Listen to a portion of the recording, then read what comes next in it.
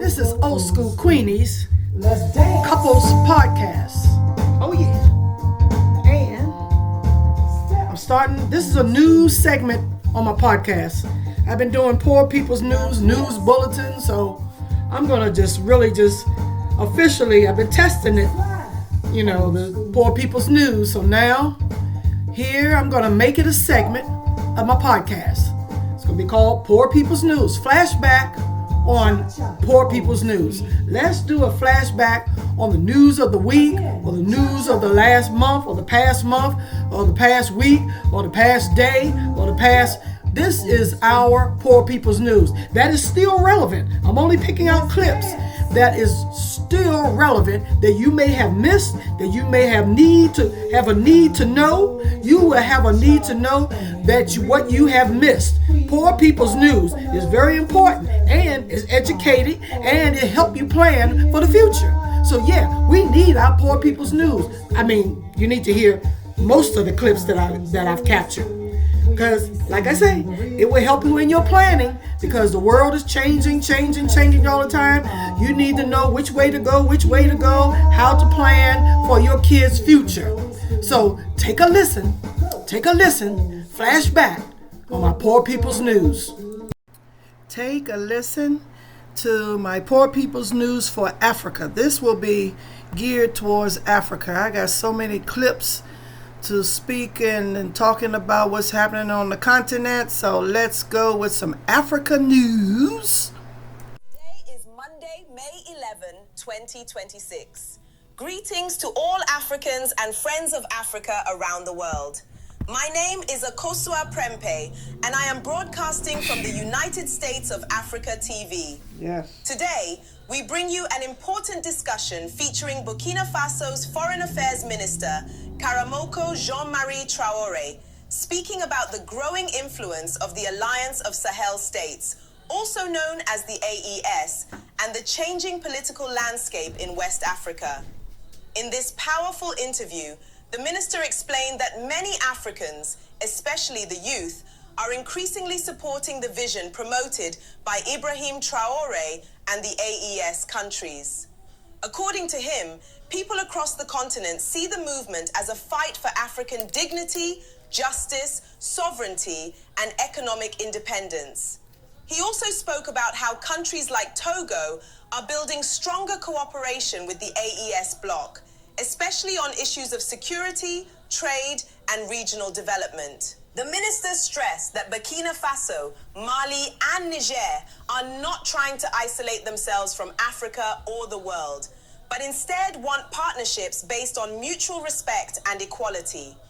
The interview also touched on tensions between the AES and Western powers, particularly France.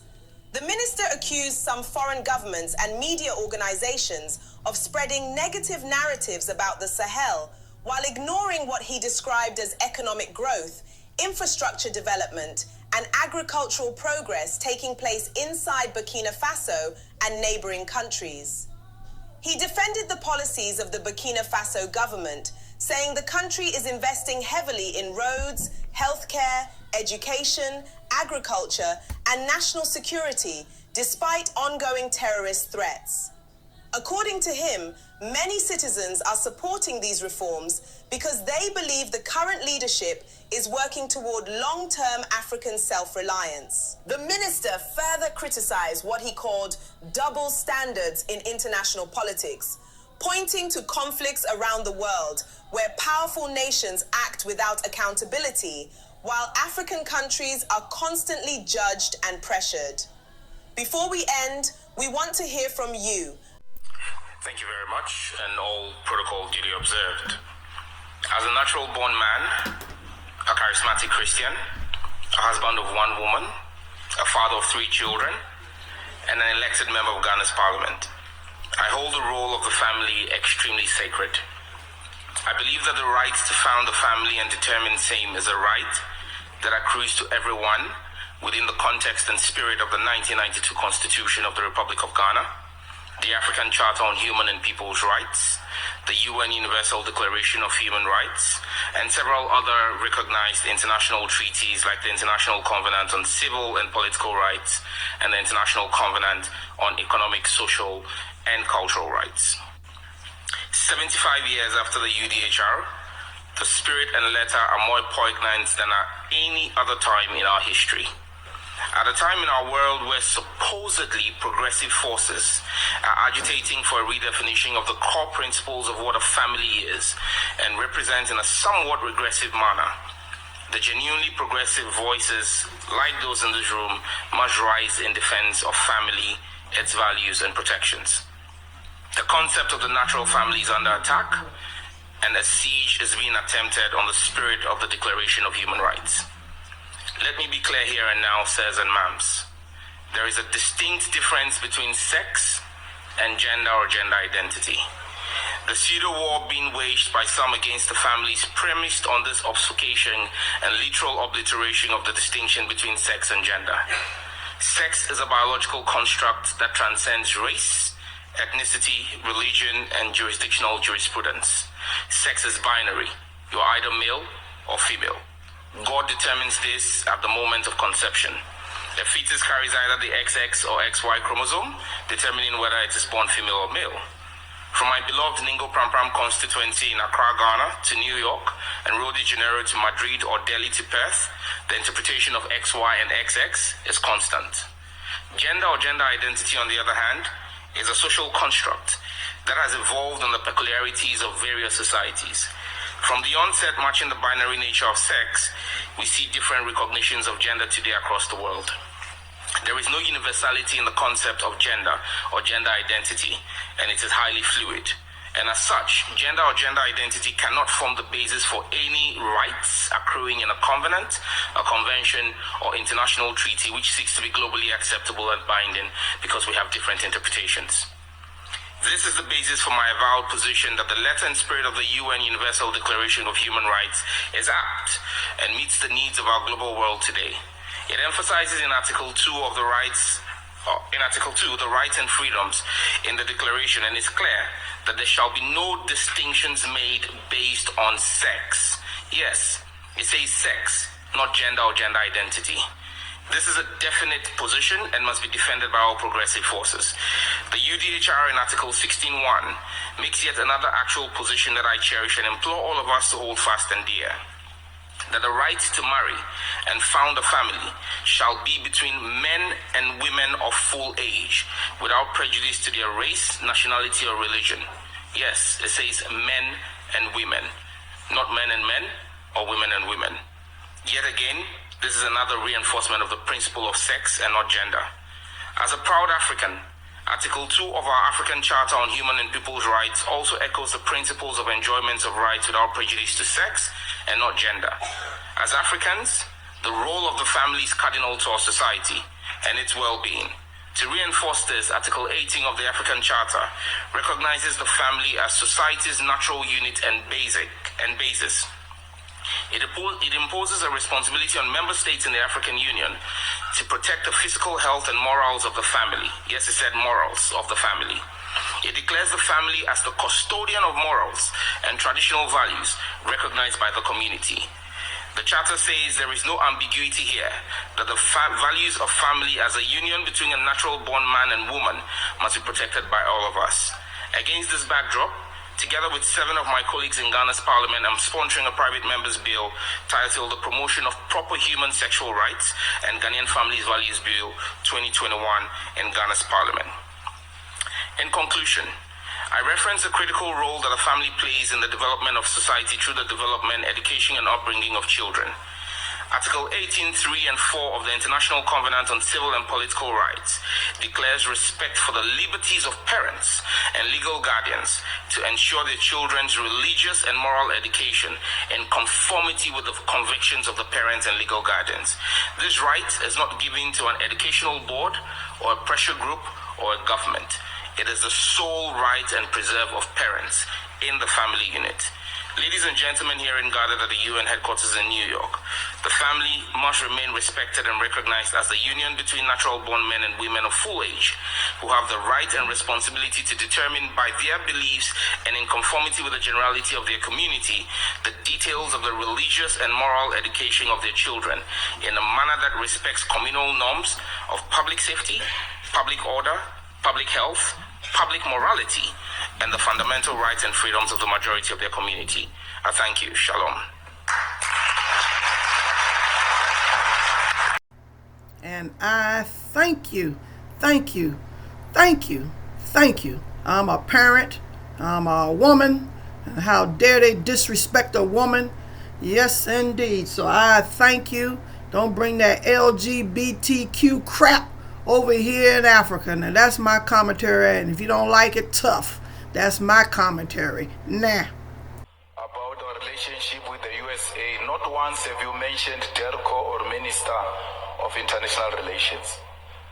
And this is as a result of you having met Elon Musk during the UN General Assembly and knowing very well the views of Elon Musk about South Africa. Racist, white supremacist views about South Africa, which led to you meeting him because you thought you were going to clarify those issues.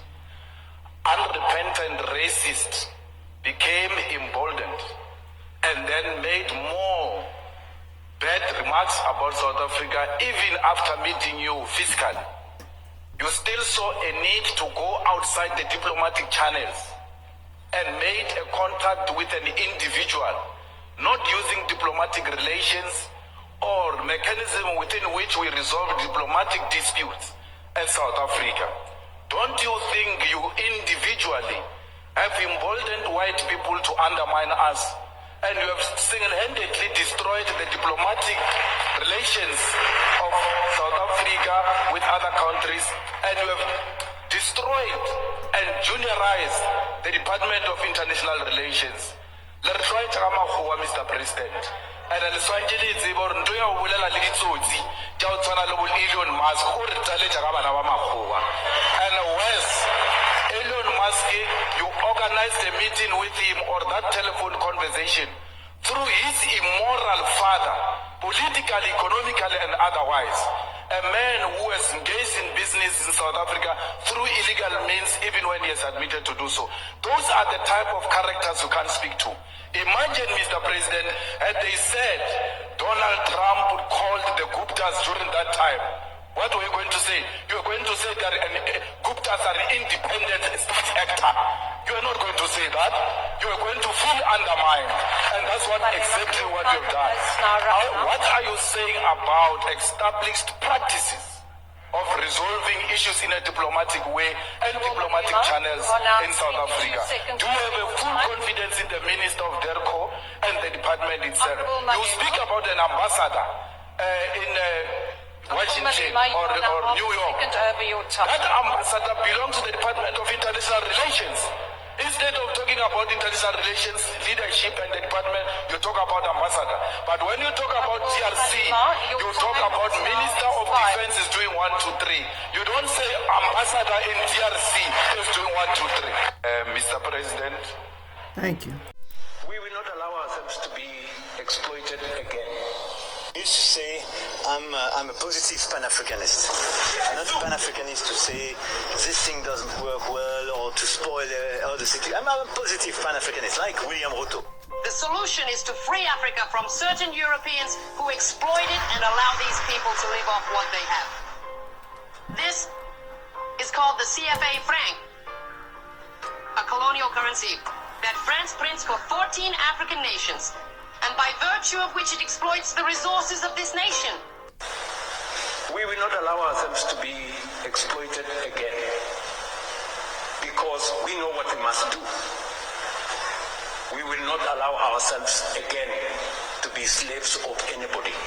We are going to take charge of our own future.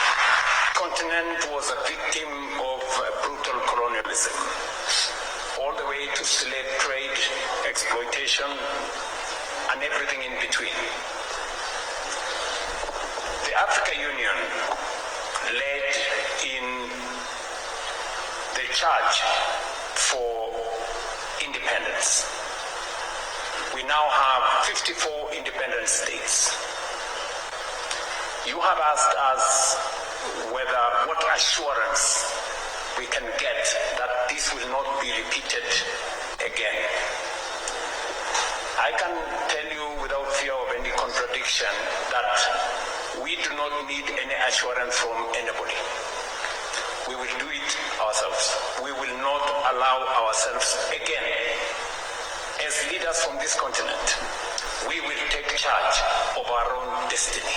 And that is why a conference like this is taking place in Nairobi, because we are recalibrating our relationship with our partners. And we have been absolutely clear that this is a relationship of equals. At the heart of this relationship is sovereign equality. At the heart of this relationship is not extraction, is not exploitation. It is investment for mutual benefit. And we are not entitled. We are not asking, to be favored. No. We are asking that we know we have responsibilities. We also know that others have responsibilities. And the reason why we had a candid conversation this afternoon, even amongst ourselves as Africans, there are things we can do for ourselves. The challenge is when you go and seek for help for things you can do for yourself. We cannot continue that way. And we are saying we are up to the task. Let me give you an example.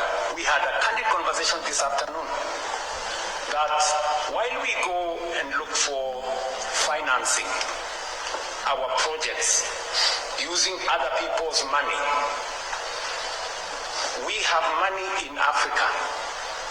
We have $4 trillion of savings in our pension funds, in our insurance companies, in our reinsurance companies, and yet we are not using that money to fund our own development. The first thing we need to do, and we have agreed with Africa Development Bank, we have agreed with AfriExim, we have agreed with Trade Development Bank, Africa Finance Corporation, that before we go and look for money from other people, we must structure our own DFIs to unlock these $4 trillion of our own resources to finance our development. So, we will not allow ourselves to be exploited again, because we know what we must do. And what we are saying is, we don't want to also blame others for our own mistakes. President Kagame told us today that nobody owes us development. We owe it to our own selves. So we mustn't look for favors where we can do it ourselves. Secondly, Aliko Dangote told us today that our own private sector in this continent must first and foremost invest in our continent. We will not allow ourselves to be exploited again, while importing the very products manufactured from those same resources. And we are not exporting anything raw going forward. And the instructions are very clear that our minerals, for the record, for the record, we had Base Titanium, one of the companies, they were exporting titanium out of Kenya. They exported everything close to the mines, and we got nothing out of it. Very little, and the future generations are going to ask us. There was titanium in Kenya. What happened to it? In a thunderous declaration that is sending shockwaves of inspiration and defiance across the mother continent, Kenya has boldly joined Burkina Faso, Mali, and Niger in slamming the door shut on the colonial-era plunder of raw mineral exports. President William Ruto, addressing the historic Africa We Build Summit 2026 in Nairobi, has drawn a firm line in the sand. No more shall Kenya's God-given resources be shipped out unprocessed, leaving our people with crumbs while foreign cartels feast. This is not mere policy. It is a Pan-Africanist awakening, a reclamation of sovereignty that echoes the revolutionary spirit of Thomas Sankara, Kwame Nkrumah, and the Sahelian leaders who refused to remain beggars in their own land. Before we continue, let's listen to this speech from President Ruto for a better understanding. The theme of this conference, to my mind, is the most critical and vital conversation on our development as African nations and also as a continent. We meet against the backdrop of global economic shocks and disruptions arising from the war in the Gulf. From the war in Ukraine a few years to the war in the Gulf in a few weeks. Africa today produces approximately 10 million barrels of oil per day, which is about 10% of global output. Yet, paradoxically, we remain net importers of petroleum products to the tune of 120 million metric tons annually at a cost of about $90 billion. At an average export price of $75 per barrel, Africa's crude production is valued at roughly $270 billion each year. However, it is this same production, if this same production were refined domestically and exported as finished products at an average price of US $800 per ton, it would generate over $500 billion. This represents foregone income of about $230 billion, which is nearly 7.5% of our GDP from just one resource. This does not even account for the additional gains from downstream industries such as plastics and fertilizers, which we currently import and which we could add another 2 to 3% of our GDP. Excellencies, what point am I trying to make? Africa's place in global trade is defined by a structural imbalance that requires our urgent attention. According to the UN Trade and Development, the continent continues to export predominantly raw materials, minerals, fuels, and agricultural commodities, while importing the very products. The continent continues to export predominantly raw materials, minerals, fuels, and agricultural commodities, while importing the very products manufactured from those same resources. All right, that was South Africa news. Now, let's get back to Ghana news. I want to hear some more Ghana clips. Got to share this with you. Sit down. Let me gist you. This one happened in Ghana, and before you scroll past, listen, because the news I'm about to drop on you is the kind of news that will be in history books one day. Whether you support government or not, whether you're NPP or NDC, this story is bigger than party politics. This one is about every single Ghanaian. On Thursday, May 15th, 2026, Ghana officially exited the International Monetary Fund Bailout Program. Yes, Ghana said goodbye to the IMF. Now let me explain what that actually means, because the politicians are spinning it, the trolls are confusing it, and most Ghanaians don't fully understand the gist. 3 years ago, in May 2023, Ghana was in deep trouble. The economy had crashed. Inflation was eating people alive.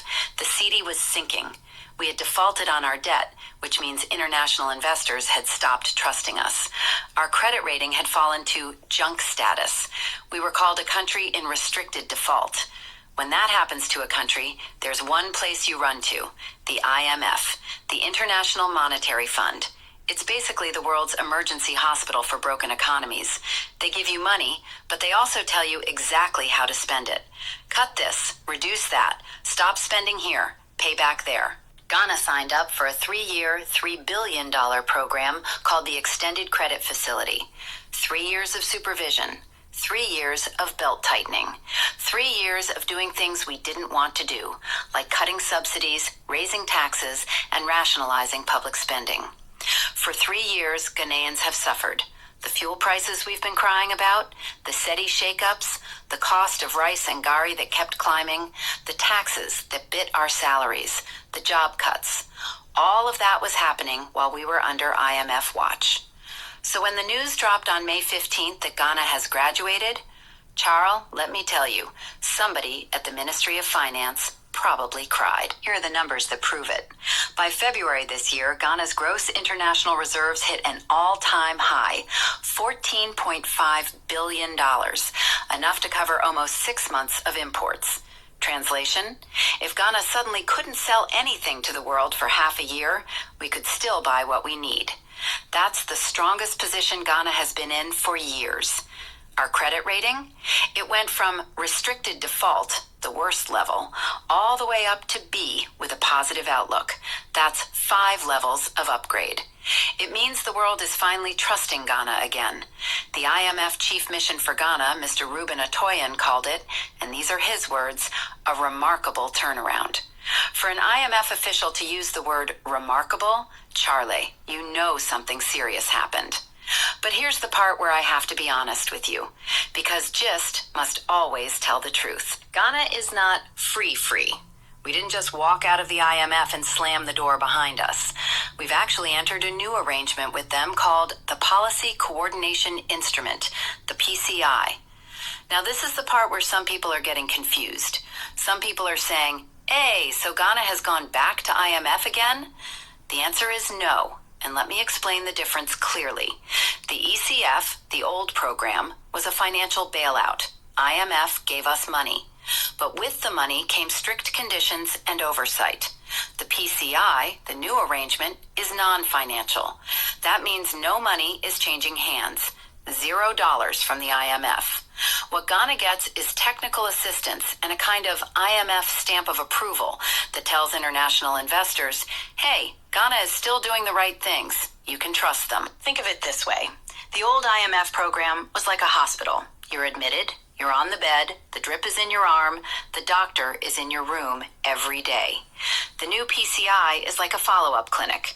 You've been discharged, you're walking on your own. But every few months you come back for a checkup to make sure you're still healthy. That's the real gist. Now here's the bigger picture. What does this mean for the average Ghanaian? Will fuel prices drop tomorrow? No. Will rent suddenly become cheap? No. Will jollof prices crash? No. But here's what it does mean. Ghana can now borrow money more cheaply on the international market because investors trust us more. That means lower interest rates on government loans. That means more money for roads, hospitals, schools. That means private investors are more likely to bring their dollars into Ghana, which creates jobs. The finance minister, Saheal Region, said the next phase is going to focus on private sector expansion and job creation. Translation: now that the economy is stable, government wants to use the breathing room to help businesses grow and put Ghanaians back to work. And the Asantehene himself, on the same week, said something that sums it all up. He said, enough of the talk. Ghana must now become a nation of builders. That hit different. For 3 years, we paid the price. We sacrificed, we complained, we suffered. And finally, on May 15th, 2026, Ghana stood up from the sickbed and walked. Now the question is, What are we going to do with our second chance? Because the same thing that put us on the IMF bed before, bad decisions, reckless spending, weak discipline, that same thing can put us right back if we're not careful. So as you celebrate this gist, also remember, Ghana's healing has just begun. The real work starts now. Share this gist. Tag a Ghanaian abroad. Send it to somebody who thinks Ghana can never recover. Today, history was made. Our country. All right, so good afternoon, distinguished ladies and gentlemen of the media. We've invited you this afternoon to witness a very important event in the history of our country. You know, Ghana is a blessed nation, and one of the things we've been blessed with by God is our gold resources. Unfortunately, we all agree that we've not been able to optimize benefits as a country from this precious mineral we've been endowed with by God. And one of the reasons why that is so is because we as a country have not assumed the commanding highs over the exploitation of that important mineral. And that is why President Mahama, in the run-up to the 2024 election, promised a reset of the minerals and mining sector of Ghana. And you've seen us, those of us that have been given the privilege to implement this vision in the minerals and mining sector, champion this vision of the president, from channeling our gold output through official channels to ensure total FX repatriation, value addition, traceability, and so on. But one of the things lacking has to do with value retention from large-scale gold output. If you look at last year, 2025, there is a very worrying contrast between what ASM Gold did for Ghana vis-a-vis what large-scale gold did for Ghana. ASM Gold gave us about 104 metric tons of gold, worth about $10 billion. And we are proud to say that due to the visionary leadership of His Excellency John Dramani Mahama, through the introduction of the Gold Board, we're able to repatriate all this $10 billion ASM Gold gave us back into the economy, leading to the appreciation of the Ghana cedi by 40% and the economic benefits we are all enjoying as a people. But in sharp contrast to that, the large-scale mining companies in the country only sold just about 10% of their output, just about 10 tons of the almost 100 metric tons of gold they produced in 2025. If you add the physical gold stocks they sold to the country through the Bank of Ghana to the foreign exchange they repatriated back, you will not get more than 20%. So even though large-scale gold output for 2025 was almost $10 billion, in terms of real returns, FX repatriation, we got less than 20%. Why is that so? That is so because most of the large-scale mining companies we have are multinationals. And the agreements they've signed with the Republic allows them to retain, in some cases, 100% of the proceeds of their gold sales outside Ghana. In some cases, 80% retention, 90% retention. So what comes back into the economy is very little. But today we are seeing a change, the beginning of the change of that narrative. Not too long ago, we had Ghanaians, our own Mr. Ibrahim Mahama and his engineers and planners company take over the Damai mine, what is today known as the Damai Gold Mine. And we are happy to inform you that their first output, which is about 3,000 ounces, the company has decided to sell 100% of that output to the Republic of Ghana through the Gold Board. So they are not giving us 10%, they are not giving us 20%, they are not giving us 50%, they are giving us everything. And this is what you get when you have your own citizens, your own people in the commanding highs over the exploitation of your natural resources. They have brought this gold to us, we will be assaying it, we will be valuing it, and we will be buying it for and on behalf of the state and transferring it to the Central Bank of Ghana, who will be reimbursing us. And so this gold will end up in our gold holdings at the Bank of England or at Citibank, where our foreign reserves are held. This is going into the foreign reserves of Ghana. And what that means is that it's going to contribute to the economic stability we are already enjoying. It is going to contribute to the strong cedi we all want. Yes. It is going to contribute to the strong economic buffers we require as a country. So we want to, on behalf of government, on behalf of the Ghana Gold Board and the Bank of Ghana, their rep will be here with us very soon. We want to thank Mr. Ibrahim Mahama and the Damai Gold Mine for setting this very, very important example. It's been a struggle, it's been a battle convincing large-scale mining companies in the country that when you produce your gold, sell it to the state, because the state sees gold as a critical asset for foreign exchange, for foreign reserve accumulation. Not too long ago, you heard that Parliament passed a very important policy called GANRAP, Ghana Accelerated National Reserve Accumulation Program, which is a key central pillar of His Excellency the President's vision to ensure that we attain at least 15 months of import cover. And if we are able to achieve this at the days of currency depreciation, the days of economic hardships, we believe will be far gone from us. But that dream cannot be a reality if we do not have large-scale mining companies cooperating with us. And we are not offering to buy their gold output at unreasonable discounts. We buy it at very competitive price. In fact, in some cases, even better than the prices they will get if they sell the gold on the international market or to off-takers outside the country. And so what Mr. Ibrahim Mahama and the Damai Gold Mine has demonstrated today should be a clarion call on all the large-scale mining companies in the country, that we need a gold to build strong reserves, to build strong buffers, and we will encourage them to follow this example, sell their output to us, who pay very competitive prices, and that is the only way Ghana can see true economic transformation. This is also a vindication for those of us who made all manner of mischief about the legitimate acquisition of this Damai mine by EMP. I mean, this is your vindication right here. We've never seen anything like this on the part of any major large-scale mining company. And that is not to spite them. Of course, they are not Ghanaians, so they don't need our Ghana city.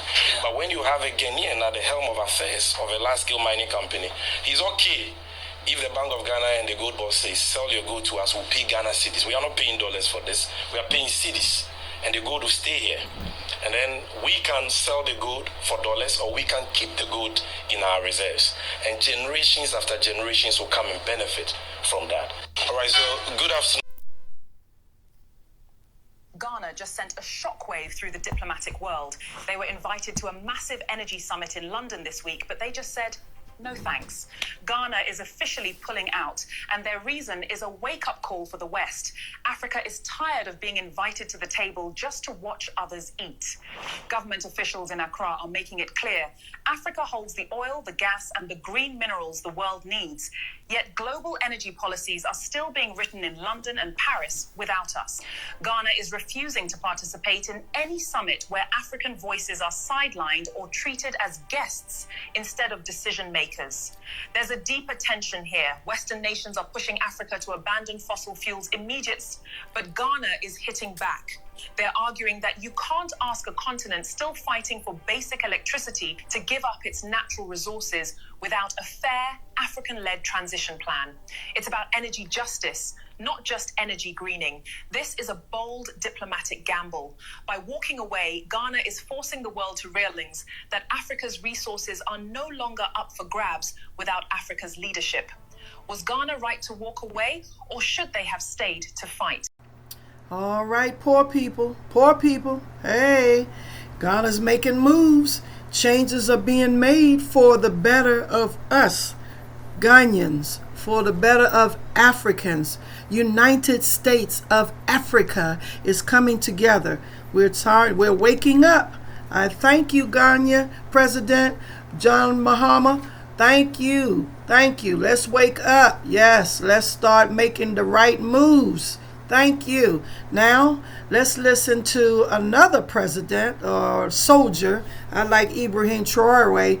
He wanted to send a message about this xenophobia to South Africa. So listen what he's trying to reach out to South Africa and all about his concern about that xenophobia stuff going on with racism, falling prey to this propaganda stuff to put us against each other. We're supposed to be united. All right, let's hear Ibrahim Traore's message. Brother Julius Malema, son of the soil of South Africa, son of Africa, today I do not speak lightly. I speak with the weight of history on my shoulders, with the voices of the ancestors behind me, and with the eyes of millions of young Africans watching. Africa is a continent that remembers. We remember chains. We remember stolen land. We remember mines that made others rich while our people remained poor. And South Africa, your nation, carries one of the heaviest memories of all. Apartheid fell, yes, but injustice did not die. It changed its language. That is why voices like yours emerged, not from comfort, but from unfinished liberation. Brother Malema, Africa does not congratulate you because you are perfect. Africa congratulates you because you refused silence. There is a special kind of courage required to speak when the system benefits from your silence. You spoke when it was safer to negotiate quietly. You shouted when others whispered. You reminded South Africa that freedom without land, without dignity, without economic justice is incomplete. For this they called you names. They called you dangerous. They called you reckless. They called you radical. But history teaches us something very important. Every leader who stood for the poor was first mocked, then feared, and only later understood. Brother Malema, you gave political language to people who were told they had none. That is not a small thing. That is liberation of the mind. Some ask, why does Africa react when Malema speaks? Because South Africa is not isolated. Because its minds feed the world. Because its history mirrors Africa's wounds. When South Africans speak of land, Namibia listens. Zimbabwe listens. Kenya listens. Burkina Faso listens. Your struggle reminded Africa of a painful truth. Colonialism did not disappear. It settled into contracts, banks, and ownership papers. And so when you spoke, Africa did not hear anger. Africa heard recognition. Brother Malema, today I congratulate you for refusing to accept inherited injustice as destiny, giving courage to African youth who felt powerless, forcing a national and continental conversation that could no longer be avoided. But let me speak as a brother who carries responsibility. Revolution is not only about what we oppose, it is about what we build. Africa has seen leaders who could ignite crowds, but could not sustain nations. The youth follow you not because you are angry, but because they are hurting. And pain must be guided carefully, or it will consume the very people we claim to defend. Brother Malema, Africa is the youngest continent on Earth. That is not a weakness. That is power waiting for direction. But youth are like fire. Fire can cook food. Fire can forge steel. Fire can also burn homes. Your words shape how millions of young Africans understand justice, identity, the enemy, the future. Teach them to fight systems, not skin. Teach them to seek power, not revenge. Teach them that unity is not weakness, it is strategy. Because Africa cannot afford another generation lost to rage without results. South Africa is not just a country. It is an economic engine, a symbol, a battleground of ideas. If South Africa rises justly, Africa stands taller. If South Africa collapses into division, Africa pays the price. That is why your role matters beyond elections, beyond party colors, beyond applause. You are shaping a historical moment. Liberation must end. Food security, jobs, dignity, ownership. through stability. Otherwise, history will ask us, you spoke powerfully, but what changed? Brother Julius Malema, I do not command you. I do not lecture you. I call you to be remembered, not only as a man who shook the system, but as a leader who prepared the future. Let Africa say, he was bold, but also wise. He was radical, but also responsible.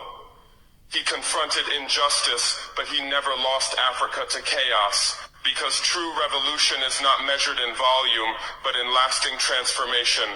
Brother Malema, history is writing as we speak. One day, children will ask, who stood up when inequality became normal? Who refused silence when comfort was offered? Your name is already in that conversation. My congratulations today are not an endorsement of every word, but a recognition of your role in awakening consciousness. May your journey continue with courage guided by wisdom, fire guided by discipline, popularity guided by responsibility. Africa does not need perfect leaders. She needs honest ones who grow. From Ouagadougou to Pretoria, Africa is listening. And today, Africa responds. Legacy, responsibility, and the final measure of leadership. Brother Julius Malema, when the noise fades, when the crowds go home, when the banners are folded, time remains. Time is the only judge that cannot be persuaded, cannot be threatened, cannot be impressed by applause. Time asks simple questions. Did the people eat better?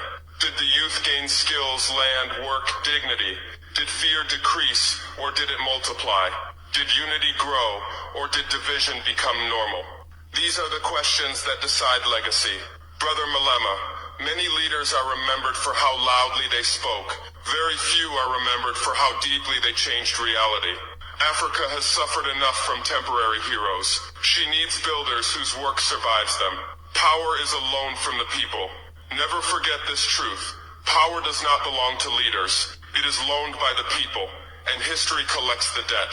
When leaders remember this, they walk humbly even when crowds cheer. When they forget it, they begin to believe they are bigger than the struggle. And that is where revolutions fail. Brother Malema, you have been trusted with something rare, the attention of Africa's youth. Guard that trust more carefully than popularity. Guard it more carefully than political victories. Because once trust is broken, no slogan can repair it. Choose the harder path. The easier path is to remain in constant confrontation. The harder path is to turn consciousness into construction. The easier path is to mobilize anger.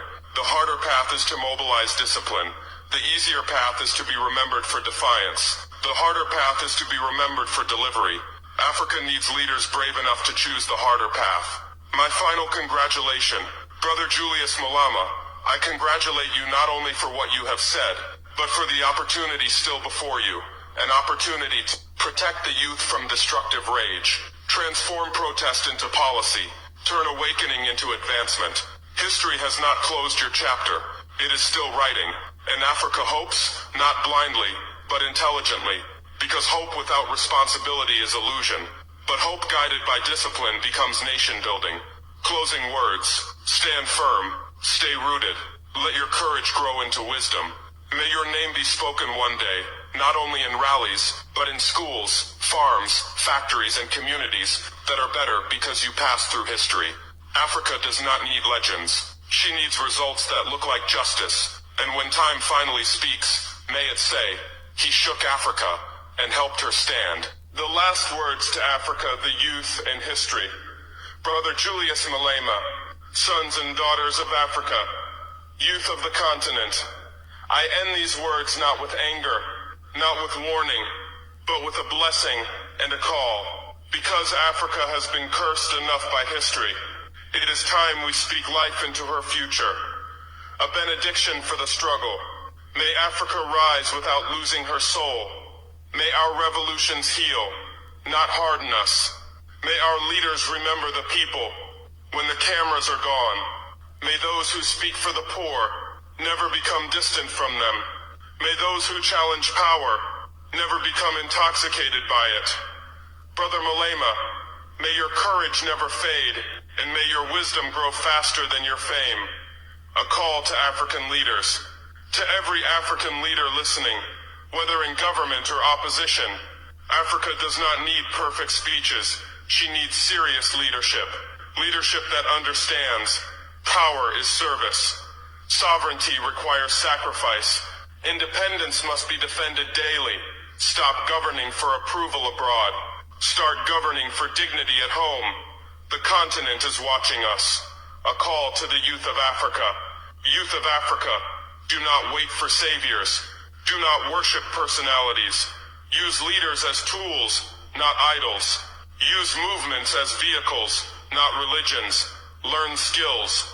Build institutions. Defend your culture. Protect unity. The future will not be gifted to you. It must be organized and earned. A call beyond borders. From Burkina Faso to South Africa. From Senegal to Kenya. From Mali to... Greetings to all Africans around the world. Today is Thursday, May 7th, 2026, and welcome to another important broadcast from United States of Africa TV. My name is Akosua Prempe, and I am broadcasting from the United States of Africa. In today's report, we examine the growing controversy surrounding foreign media coverage of terrorism in Africa, especially in the Saheal region. The discussion focuses on accusations that some international media platforms are giving visibility and attention to groups accused of carrying out violent attacks against African nations, while African governments continue to defend their sovereignty, security, and independence. This report also looks at reactions from political analysts, Pan-African voices, and citizens across the continent who believe Africa must control its own narrative and protect its people from instability, foreign interference, and terrorism. The people of Mali, Burkina Faso, and Niger continue to demand dignity, peace, and the right to determine their own future without external pressure.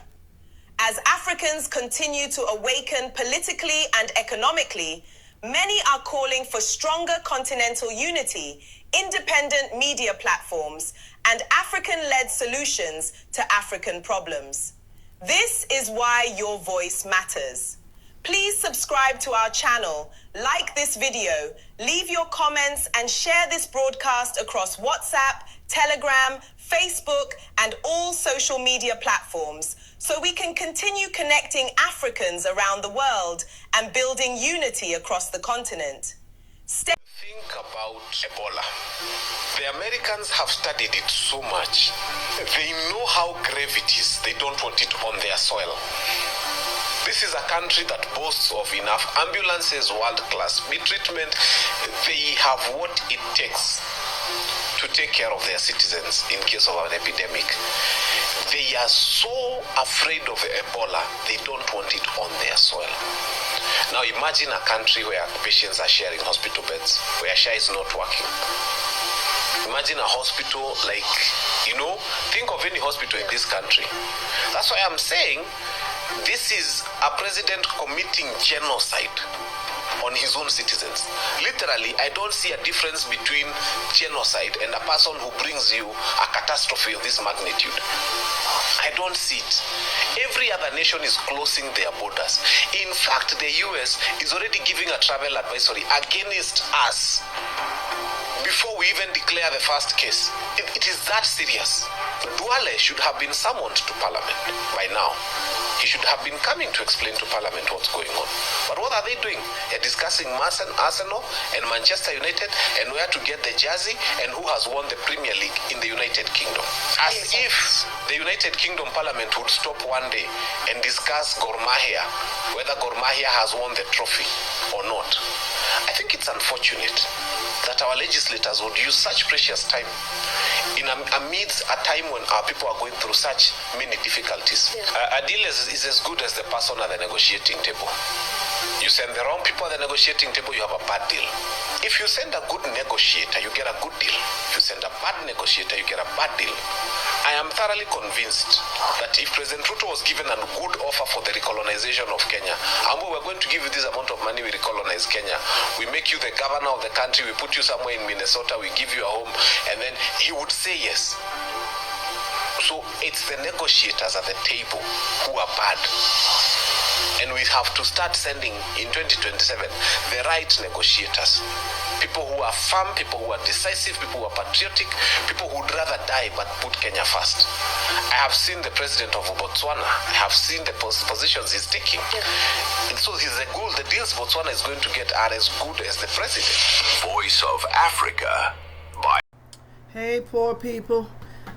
In Kenya, he is so right about leadership. Kenya's president, oh my God, he's more into himself and control. I don't know. We need to get a president that's, for the people, for the Kenya people. Poor people, Kenya, I'm so sorry. But yeah, it's all about the leadership. You got the wrong leader in charge over there. Seems like is what this guy is saying. So anyway, thank you for tuning in to my Poor People's News. I have so many clips, news clips for Africa and all places that I've been capturing the news for us poor people to learn. And so tune in again for my next Poor People's News. This is number 20. So number 21 will be popping up on a Friday. Leave your email and you'll get a notification when the next Poor People's News. All right. Thank you for tuning in and share. Thank you for tuning in to Old School Queenies Couples Podcast. Thank you for tuning in.